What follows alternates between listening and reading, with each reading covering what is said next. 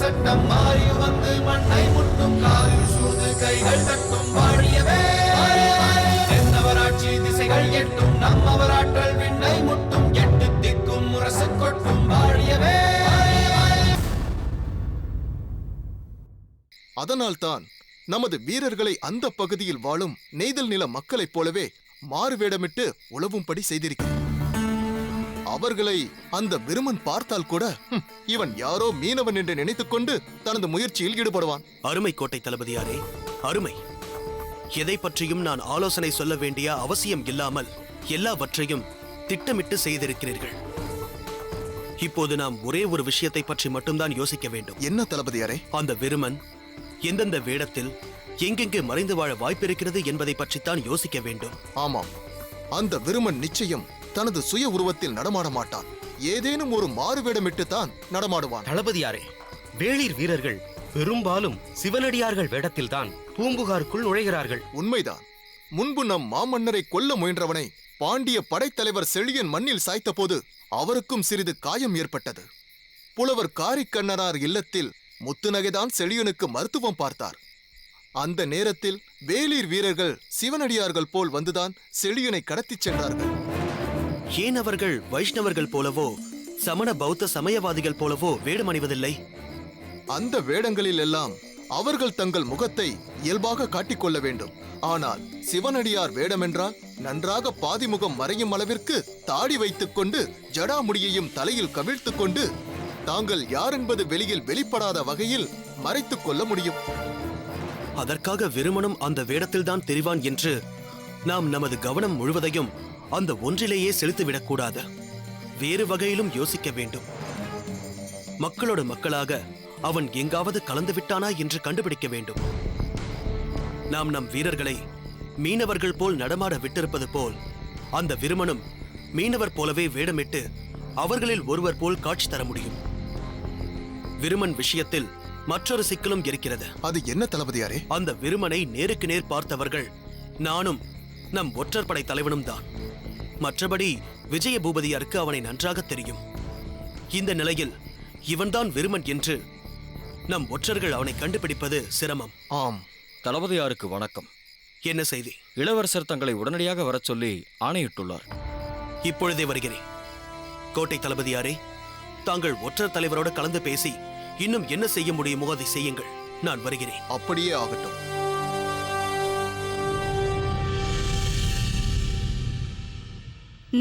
ரோமாபுரிக்கு செல்லும் பாக்கியம் வாழ்க்கையில் எல்லோருக்கும் கிடைத்துவிடுமா என்ன? எங்கள் தளபதி செழியருக்கு அந்த பாக்கியம் கிடைத்திருப்பதை நினைக்கும் போது எனக்கு மிகவும் மகிழ்ச்சியாக இருக்கிறது. அது என்ன, எங்கள் தளபதி செழியன் என்று அவ்வளவு உரிமை எடுத்துக்கொண்டு பேசுகிறாய்? சோழ நாட்டில் இவரின் தந்தையை என்று காப்பாற்றினாரோ அன்று முதல் கிள்ளி வளவன் அண்ணனைப் போல் செழியன் அண்ணா என்று என் மனதில் இவரையும் என் தமையனாகவே ஏற்றுக்கொண்டேன் தெரியுமா? அதனால் எங்கள் செழியன் என்று நானும் கூறுவேன். சோழ இளவரசி பாண்டிய நாட்டின் அரசியாக நாளை அரியணையில் அமரப்போகிறவர். இப்படி உரிமையோடு பேசுவது எனக்கு மகிழ்ச்சியாக இருக்கிறது. ஆனால் நான் அப்படி சொன்னதற்கு வேறு ஒரு காரணம் உண்டு. என்ன அது? என் தந்தையாரிடம்தான் இவரும் நானும் ஆயுத பயிற்சி பெற்றோம். ஆனாலும் அம்பேயும் கலையில் இவரைப் போல் நான் தேர்ச்சி பெறவில்லை. அதனால் இவரே எனக்கு குருவாக இருந்து வில்வித்தை கற்றுத்தந்தார். அதனால்தான் எங்கள் செழியன் என்று நான் கூறினேன். ஓ, அப்படியா? சரி சரி. ஆமாம், ரோமாபுரியை பற்றி ஏதோ சொல்ல வந்தாயே, அது என்ன? ரோமாபுரியை பற்றி ஏடுகளில் நான் நிறைய படித்திருக்கிறேன். அங்கு ஒரு முறையாவது போக வேண்டும் என்று நான் ஆசைப்பட்டிருக்கிறேன். ஆனால் அது சாத்தியமல்ல என்பது எனக்கு தெரியும். ஆனால் இப்போது இவர் விரும்பாமலேயே இவருக்கு அந்த வாய்ப்பு கிடைத்திருக்கிறது. நீ சொல்வதும் சரிதான். என் தந்தை ஒருமுறை உனக்கு எங்காவது செல்ல வேண்டும் என்ற விருப்பம் உண்டா என கேட்டபோது தினம் தினம் ரோமாபுரியிலிருந்து பலர் இங்கு வந்து செல்கிறார்களே, அவர்கள் ரோமாபுரியின் அழகை பற்றி சொல்வதையெல்லாம் கேட்கும் போது ஒரு முறையாவது ரோமாபுரிக்கு சென்று வர வேண்டும் என்று தோன்றுகிறது என்றேன். ஆனால் செழியனோ விரும்பாமலேயே இவர் ரோமாபுரிக்கு செல்வதற்கு இத்தகைய வாய்ப்பு அமைந்திருக்கிறது. இப்பொழுதும் சொல்கிறேன், எனக்கு ரோமாபுரிக்கு செல்ல வேண்டும் என்ற விருப்பம் இல்லை.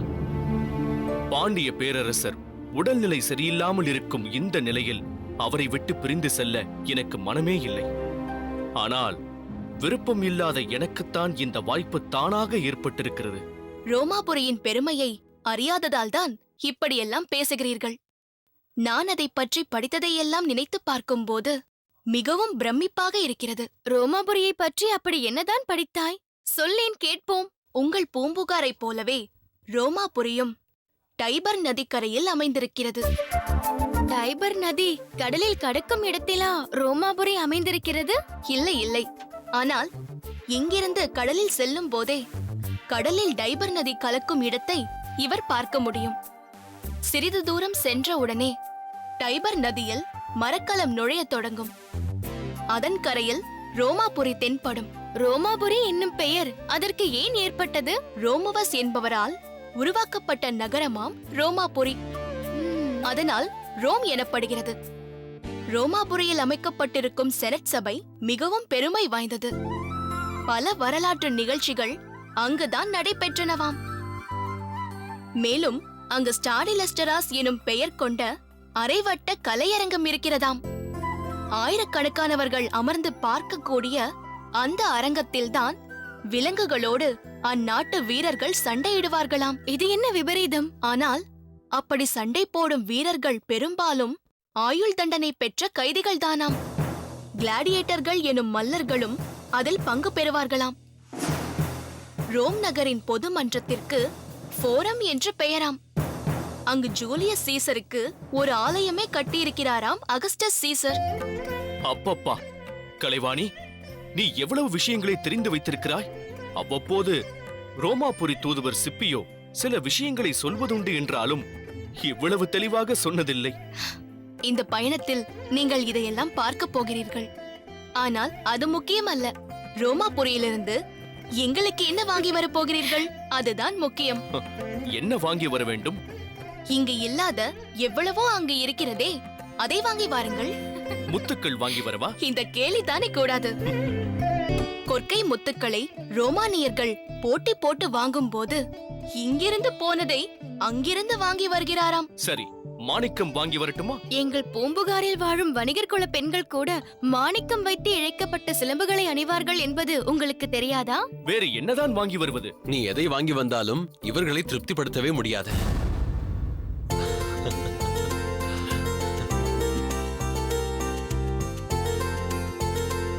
இளவரசி, எப்போது வந்தீர்கள்? கலைவாணி ரோமாபுரியின் சிறப்புகளை சொல்லத் தொடங்கியவுடனேயே வந்துவிட்டோம். அந்த பேச்சில் பங்கு கொள்ள நான் அருகில் வர நெருங்கிய போது மகேந்திரன் தான், இப்போது சென்றால் கலைவாணி சொல்வதை நிறுத்தி விடுவாள், சற்று நில்லுங்கள் என்றான். ஆனால் எப்போது ரோமாபுரியிலிருந்து வாங்கி வர வேண்டியதை பற்றி ஆரம்பித்தார்களோ, இனி இதற்கு முடிவே கிடையாது என்று வந்துவிட்டோம். ஏன்? 25 ஆண்கள் கேட்பதை ஒரு நாழிகையில் நிறைவேற்றிவிடலாம். ஆனால் ஒரு பெண் கேட்பதை எத்தனை வருடங்கள் முயன்றாலும் நிறைவேற்ற முடியாது. பார்த்தாயா கலைவாணி, நாம் அப்படி என்ன கேட்டுவிட்டோம்? இளவரசர் இப்படி பேசுகிறாரே. அதுதானே, நாம் இன்னும் கேட்கவே தொடங்கவில்லையே, அதற்குள் வந்து தடுத்துவிட்டு குறை சொல்கிறாரே. நீங்கள் எதையாவது கேட்டு செழியனதை ரோமாபுரியில் எங்கே சென்று யாரை கேட்டு பெறுவது என்ற அந்த முயற்சியில் ஈடுபட்டு விட்டால் செழியன் எதற்காக ரோமாபுரிக்கு செல்கிறானோ அந்த நோக்கமே பாதிக்குமே. அதனால்தான் இளவரசர் தடுத்து விட்டார். ஆம் கலைவாணி, செழியனை மன்னர் தேர்ந்தெடுத்தார் என்றால் அதை பற்றி எத்தனை முறை யோசித்து தீர்மானித்திருப்பார் தெரியுமா? உண்மைதான். நான் கூட மன்னர் போக வேண்டிய பயணம் என்பதால் அவர் போகாத போது இளவரசரைத்தான் அனுப்புவார் என்று நினைத்தேன். நல்ல வேளையாக அவர் என்னை தேர்ந்தெடுக்கவில்லை. செழியனைப் போல் சூழ்நிலைக்கு ஏற்ப பொறுமையை கடைபிடித்து சாதிக்கும் ஆற்றல் எனக்கு கிடையாது. பதற்றப்பட்டு ஏதாவது பேசிவிட்டால் மன்னரின் நோக்கத்திற்கு மாறாக அமைந்துவிடும். நான் அவரது மைந்தன் என்றாலும் மன்னருடனேயே இருந்து அவரது அன்பை பெற்று அவரது எண்ணங்களையும் புரிந்து கொண்டவன் செழியன்தான். அதனால் செழியன்தான் ரோமாபுரிக்கு போக வேண்டும் என்று மன்னர் சொன்னவுடன் எல்லோரையும் விட அதிகமாக மகிழ்ந்தவன் நான் தான். இளவரசி, தாங்கள் என் மீது எவ்வளவு நம்பிக்கை வைத்திருக்கிறீர்கள் என்பதை நான் இப்போதுதான் அறிகிறேன். தங்கள் நம்பிக்கைக்கு தக்கபடி நிச்சயம் நான் நடந்து கொள்வேன். அது எனக்கு தெரியும் செழியா. கலைவாணி, மலர்கொடி, செழியன் ரோமாபுரிக்கு சுற்றுலா பயணமாக பொழுதுபோக்கிற்காக போகவில்லை, வாணிப பயணமாக பொருள் ஈட்டுவதற்காக போகவில்லை. ரோமாபுரி மன்னர் அகஸ்டஸ் பெருமகனாரே அழைப்பு அனுப்பி பாண்டிய பேரரசரே அனுப்பி வைக்க பாண்டிய நாட்டின் பிரதிநிதியாகப் போகிறான் செழியன்.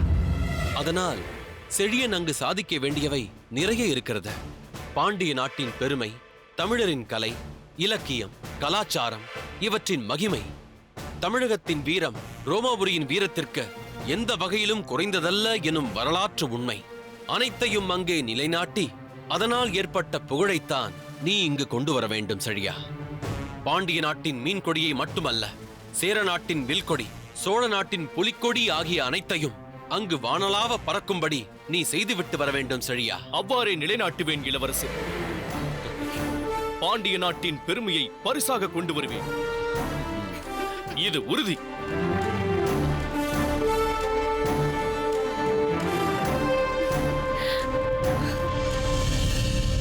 நினைத்து பார்த்தால் திகைப்பாய் இருக்கிறது.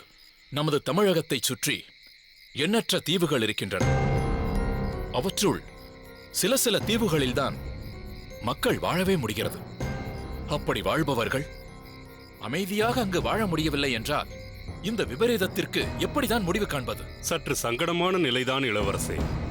ஆனால் இது சோழ நாட்டின் பிரச்சனை அல்ல, எங்கோ இருக்கும் சில தீவுகளில் ஏற்பட்டிருக்கும் பிரச்சனை. எல்லா தீவுகளிலும் இந்த நிலை இல்லை. சில குறிப்பிட்ட தீவுகளில்தான் இப்படி ஒரு நிலை ஏற்பட்டிருக்கிறது. அதனால்தான் அங்குள்ள மக்கள் இத்தகைய சூழ்நிலைக்கு ஆளாகி இருக்கிறார்கள். ஏன்? அந்த தீவுகளில் என்ன நடக்கிறது? எதனால் இந்த பாதிப்பு? அதை நான் சொல்கிறேன் இளவரசே.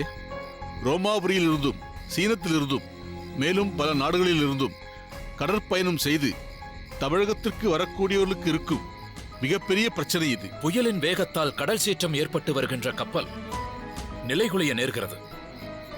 சில நேரங்களில் சில மரக்கலங்கள் புயலின் வேகத்தை தாக்குப்பிடிக்க முடியாமல் சிதைந்து கடலில் மூழ்கி விடுகின்றன. அதைத்தானே சொல்கிறீர்கள்?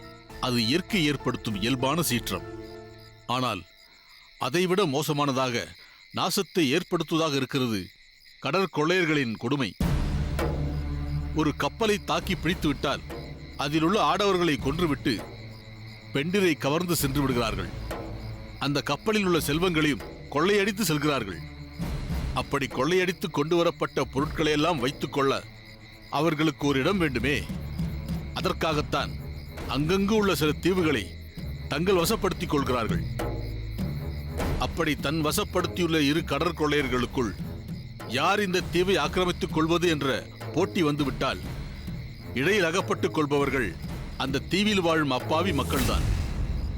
அப்படித்தான் செண்பகத்தீவில் ஏற்பட்ட கடற்கொள்ளையரால் நேர்ந்த அந்த பாதிப்பால் அங்கிருந்த மக்கள் சிலர் அடைக்கலம் தேடி அகதிகளாக இங்கு வந்திருக்கிறார்கள். மண் தணிந்த நிலனும் நிலன் ஏந்திய விசும்பும் விசும்புதை வரும் வழியும் வழித்தலைய தீயும் தீமுரணிய நீரும் என்றாங்கு ஐம்பெரும் புதத்தி இயற்கை என்று தலைச்சங்க புலவர் ஒருவர் பாடியிருக்கிறார். நிலம், நீர், நெருப்பு, காற்று, ஆகாயம் என்ற பஞ்சபூதங்களும் யாவருக்கும் சொந்தம்.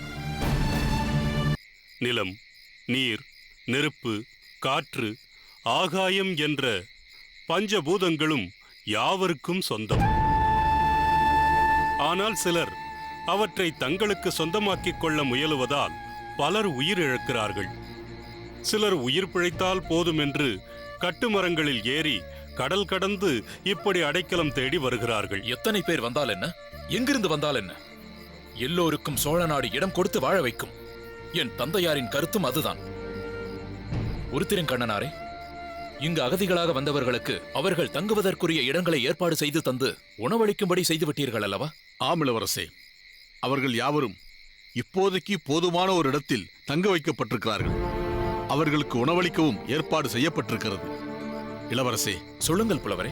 சோழ நாட்டிற்கு எதிராக செயல்பட பகைவர்களே இல்லை என்று நாம் நினைத்துக் கொண்டிருந்த நேரத்தில் வேளிர்கள் தலை தூக்கி இருக்கிறார்கள். அதனால் நமக்கு பாதிப்பு ஏற்பட்டிருக்கும் இந்த நேரத்தில் நாம் இப்படி அகதிகளுக்கு இடம் கொடுத்து அவர்கள் சுமையை வேறு ஏற்றுக்கொள்ள வேண்டுமா? அதற்காக என்ன செய்ய வேண்டும் என்கிறீர்கள்? அண்டை நாடுகளுக்கு எங்காவது சென்று எப்படியோ வாழ்ந்து கொள்ளட்டும். அவர்களை இங்கு வைத்து பராமரிப்பது என்பது அவசியமா? அவர்களை வேறு எங்காவது அனுப்பிவிடலாம் அல்லவா? உருத்திரங்கண்ணனாரே, தாங்கள் இப்படி பேசலாமா? இப்படி ஒரு வார்த்தையை உங்களிடமிருந்து நான் எதிர்பார்க்கவே இல்லை. அபயம் என்று தன் காலடியில் வந்து விழுந்த புறாவிற்காக தன்னையே தர முன்வந்த சிபி சக்கரவர்த்தி வாழ்ந்த மரபல்லவா சோழர் மரபு? இப்படிப்பட்ட மரபில் தோன்றிய நாம் அடைக்கலம் என்று நம்மை நாடி வந்தவர்களை வாழ வைக்க வேண்டாமா? நாடி வந்த யாவரையும் வாழ வைப்பவன் தானே நாட்டின் உண்மையான தலைவனாக இருக்க முடியும். மக்களுக்கு பாதுகாப்பு தந்து அவர்களை வாழ வைப்பவன் தானே சிறந்த அரசு புரிபவனாக விளங்க முடியும். தன்னால், தன் பரிசனத்தால், கள்வரால், விலங்கால், பகைவரால் ஏற்படும் 5 பயங்களையும் தீர்த்து ஆதரிப்பவனே அரசன் என்பது சான்றோர் வாக்கல்லவா? இப்போது இங்கு அடைக்கலம் தேடி வந்திருப்பவர்கள் கள்வரால் பாதிக்கப்பட்டு வந்திருக்கிறார்கள் என்றால் அவர்கள் அச்சத்தை நீக்கி அவர்களை வாழ வைக்க வேண்டியது நம் கடமை அல்லவா? இளவரசருக்கு என் பணிவான வணக்கங்கள். வணக்கம் பார்த்திபா. தாங்கள் என்னை அழைத்தீர்கள் என்று வீரன் வந்து சொன்னதும் மறுகணமே புறப்பட்டு வேகமாக வந்தேன். தாங்கள் இங்கு புலவர் காரியார் உருத்திரங்கண்ணனாரோடு உரையாடுவதைக் கண்டால் ஏதோ மிகவும் முக்கியமான செய்தி என்பது புரிகிறது. உன் அறிவு கூர்மையை பாராட்டுகிறேன் பார்த்திபா. நீ நினைத்தது சரிதான். அது என்னவென்று நான் அறியலாமா? அதை சொல்வதற்காகத்தானே உன்னை அழைத்திருக்கிறேன். செண்பகத்தீவில் ஏற்பட்ட சில பாதிப்புகளின் காரணமாக அங்கு வாழ்ந்த மக்களில் சிலர் அடைக்கலம் தேடி இங்கு வந்திருக்கிறார்கள். அபயம் என்று வந்தவர்களுக்கு அடைக்கலம் தர வேண்டியது நமது கடமை அல்லவா? அதனால் செய்தி அறிந்த மறுகணமே அமைச்சர் சென்று அவர்களை எல்லாம் அந்த நேரத்திற்கு எந்த இடம் கிடைத்ததோ அங்கு தங்கச் செய்து உணவளிக்கவும் ஏற்பாடு செய்திருக்கிறார். இளவரசே, மக்களில் சிலருக்கு இத்தகைய நிலை ஏற்பட்டிருக்கிறதே என்பதை கேட்கும் போது வருத்தமாக இருக்கிறது. அதே நேரம் அவர்களுக்கு உடனடி நிவாரணம் அளிப்பதற்கு தாங்கள் ஏற்பாடு செய்துவிட்டீர்கள் என்பதை கேட்கும் போது மகிழ்ச்சியாகவும் இருக்கிறது. இது அந்த நேரத்திற்கு செய்யப்பட்ட சிறிய ஏற்பாடுதான். ஆனால் அவர்களுக்கு அது போதாது. அதனால் மருவூர் பாக்கத்தில் ஒரு விசாலமான இடத்தை தேர்ந்தெடுத்து பட்டினப்பாக்கத்தில் இருக்கும் அவர்களை அழைத்துச் சென்று அங்கு தங்கச் செய். அவர்களில் பலர் இன்னும் தங்களுக்கு ஏற்பட்ட அச்சத்திலிருந்து மீளவில்லை. தங்களை சண்பகத்தீவிலிருந்து துரத்திய கடற்கொள்ளையர்கள் இங்கும் வந்து விடுவார்களோ என நடுங்கிக் கொண்டிருக்கிறார்கள் என்று அமைச்சர் சொன்னார். அந்த அச்சத்தை முற்றிலும் நீக்கும் வகையில் ஆதரவோடு உரையாடி அவர்களுக்கு வேண்டிய அனைத்தையும் செய்து கொடு. இளவரசே, இளஞ்சி மன்றத்திற்கு பக்கத்தில் மிகவும் விசாலமான இடம் இருக்கிறது. அவர்களை அங்கேயே தங்க வைக்கலாம் அல்லவா? பலே பார்த்திபா, பூம்புகாரின் ஒவ்வொரு பகுதியையும் நீ எந்த அளவிற்கு கூர்ந்து கவனித்திருக்கிறாய் என்பது புரிகிறது. நீ அதன்படியே செய். இங்கு அடைக்கலம் தேடி வந்திருப்பவர்களுக்கு உதவுவதற்காக என்னென்ன ஏற்பாடுகள் செய்ய வேண்டுமோ அத்தனையையும் செய்வதற்குரிய அதிகாரத்தை நான் உனக்கு வழங்குகிறேன். என் தந்தையார் இங்கு இருந்திருந்தால் என்ன முடிவெடுத்திருப்பாரோ அதைத்தான் நான் செய்கிறேன். அவர்களை பத்திரமாக பாதுகாக்க வேண்டியது உன் கடமை. நான் அவர்களை உன்னிடம் ஒப்படைக்கிறேன். உடனே புறப்படு. ஆணை இளவரசே.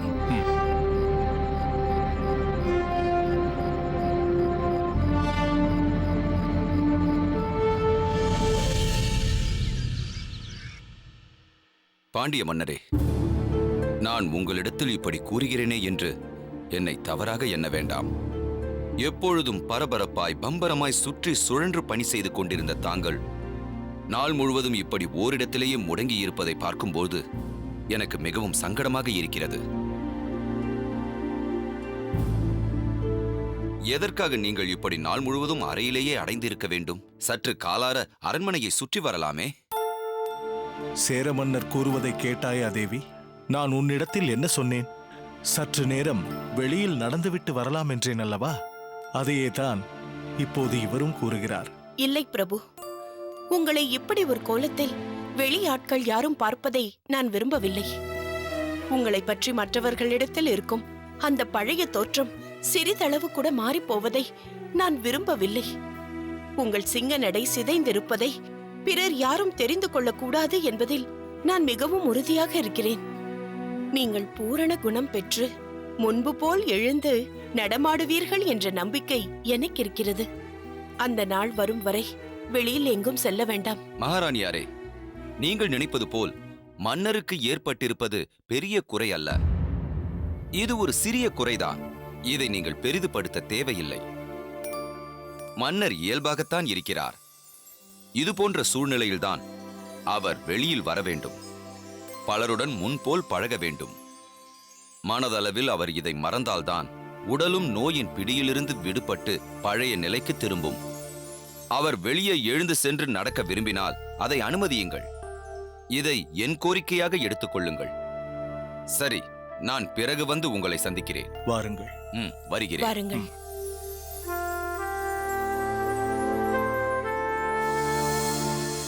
சேர மன்னர் கூறிவிட்டு சென்றதை கேட்டாயா தேவி? என்னை எழுந்து நடக்க சொல்கிறார். உங்களை நான் எழுந்து நடக்க வேண்டாம் என்றா சொல்கிறேன்?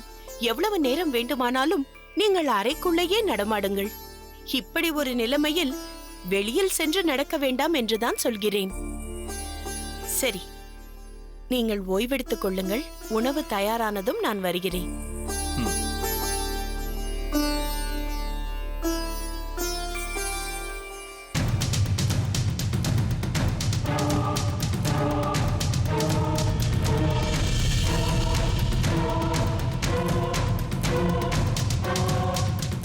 இவ்வளவிற்கும் காரணம் வேளிர்களின் தலைவனாக புதிதாக தோன்றியிருக்கும் அந்த ஒருவன்தான். அவன் யார் என்பது இன்னுமா தெரியவில்லை? மன்னவா, கவலைப்படாதீங்கம்மா, அவன் வந்துருவான். நீ ஒண்ணு நேக்கு ஆறுதல் சொல்ல தேவையில்லை. முதல்ல உன் ஆத்திரத்தை அடக்கிண்டு பொறுமையா இருக்க கத்துக்கோ. தன்னால இந்த ஆத்துல எல்லாம் நல்லபடியா